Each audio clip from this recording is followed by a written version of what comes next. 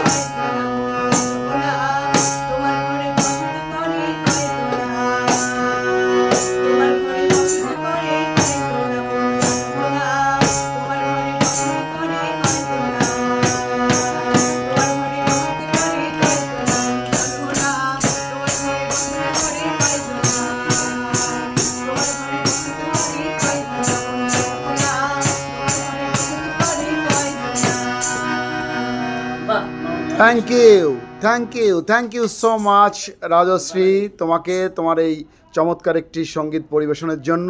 বন্ধুরা, কেমন লাগলো রাজশ্রীর এই গানটি আপনারা অবশ্যই কিন্তু কমেন্টসের মাধ্যমে জানাবেন।